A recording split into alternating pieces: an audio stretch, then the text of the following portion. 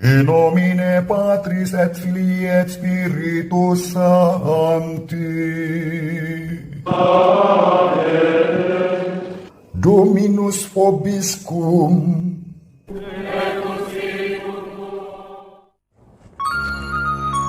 Sahabat peradaban kasih ekologis yang terkasih, selamat berjumpa dalam renungan harian bersama saya melalui channel ini. Semoga panjenengan selalu sehat, tetap semangat, dan jangan lupa bahagia, kebahagiaan yang bersumber dari Tuhan Allah yang mengasihi dan menyayangi kita. Bagaimana Allah mengasihi dan menyayangi kita? Kita renungkan bersama pemazmur pada hari ini. Jangan kaget, unik, karena Allah menghajar orang yang dikasihinya. Mari kita baca dan renungkan Mazmur tanggapan pada hari ini sekaligus sebagai doa pembuka. Mazmur tanggapan dari Mazmur 94. Berbahagialah orang yang Kau hajar ya Tuhan. Berbahagialah orang yang Kau hajar ya Tuhan, dan yang Kau didik dalam Taurat-Mu. Hatinya akan tenang di hari-hari malapetaka, sebab Tuhan tidak akan membuang umat-Nya, dan milik pusakanya tidak akan Ia tinggalkan. Sebab hukum akan kembali kepada keadilan, dan semua orang yang tulus hati akan mematuhi. Ketika aku berpikir, kakiku goyang, kasih setiamu ya Tuhan menopang aku. Apabila keprihatinanku makin bertambah, penghiburanmu menyenangkan jiwaku. Kemuliaan kepada Bapa dan Putra dan Roh Kudus, seperti pada permulaan, sekarang, selalu, dan sepanjang segala abad. Amin.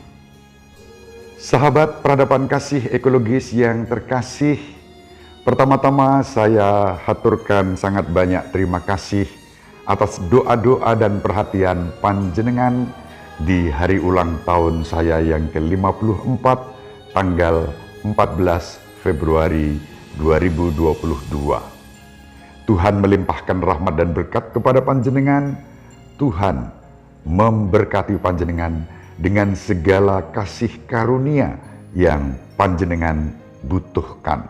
Sahabat peradaban kasih ekologis yang terkasih, pemazmur pada hari ini menunjukkan kepada kita satu rahasia iman yang mungkin bagi banyak orang tidak merasa nyaman ketika membaca, mendengar, dan merenungkannya. Namun begitulah perspektif iman kita diajak untuk memahami dan mengalami kasih Allah yang begitu besar kepada kita. Kasih Allah tidak membuat kita kemudian bersikap leha-leha, santai-santai, tenang-tenang saja, tidak berbuat apa-apa. Allah menghajar orang yang dikasihinya. Allah mendidik kita sebagai putri-putra yang dikasihinya. Pemazmur menunjukkan kepada kita bagaimana Allah yang Maha Pengasih dan Penyayang itu membentuk kehidupan kita melalui peristiwa-peristiwa yang kerap kali di luar dugaan kita, mungkin terasa menyakitkan. Karena Allah menghajar, namun Allah juga mendidik kita dengan hajarannya. Hal yang sama direnungkan oleh penulis surat Ibrani pada surat Ibrani bab 12 ayat 6 dan 7. Dikatakan, Tuhan menghajar orang yang dikasihinya, dan Ia menyesah orang yang diakuinya sebagai anak. Jika kamu harus menanggung ganjaran, Allah memperlakukan kamu seperti anak. Di manakah terdapat anak yang tidak dihajar oleh ayahnya? Sahabat peradaban kasih ekologis yang terkasih, Ketika orang tua kita mendidik kita, kadang-kadang dengan keras, itu bukan karena benci, bukan karena dendam, tetapi pertama-tama karena kehendak baik orang tua kita yang ingin membentuk hidup kita menjadi lebih baik dari pengalaman mereka. Allah menghajar orang yang dikasihinya dan mendidik kita, anak-anaknya. Itu berarti pada saat kita mengalami tantangan, kesulitan, pencobaan, sakit, penyakit, penderitaan, kita tidak perlu mengeluh, kita tidak perlu sambat.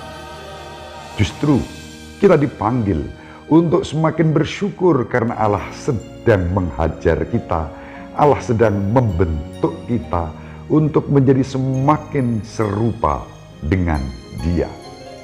Dalam sejarah keselamatan dan sejarah iman Kristiani, Allah yang menghajar orang yang dikasihinya terjadi dalam diri Yesus Kristus. Yesus Kristus adalah putra terkasih Bapa. Namun Bapa menunjukkan dalam sejarah keselamatan Yesus yang harus menanggung dosa-dosa umat manusia dengan penderitaan, bahkan dengan kematian. Kematian pun kematian yang paling mengerikan, kematian di kayu salib.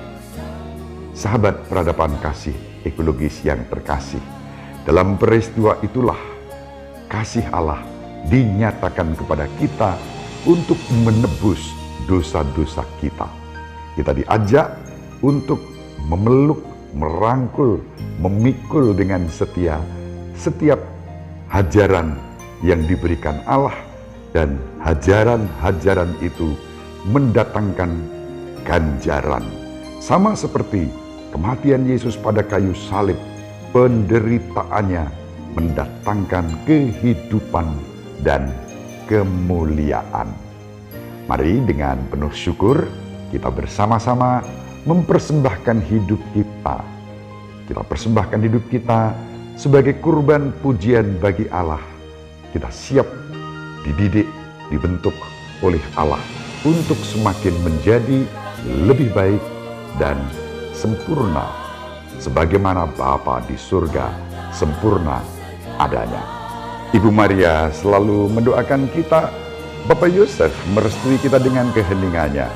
Semoga panjenengan semua sahabat peradaban kasih ekologis yang terkasih dimanapun berada, bersama seluruh anggota keluarga, dibimbing, dilindungi, dan diberkati oleh Allah yang Maha Kuasa, Bapa dan Putera dan Roh Kudus. Amin. Terima kasih. Salam sehat, tetap semangat. Jangan lupa bahagia. Sahabat peradaban kasih yang terkasih, sampai jumpa pada episode berikutnya. Terima kasih atas kebersamaan kita. Salam peradaban kasih ekologis, berkah dalam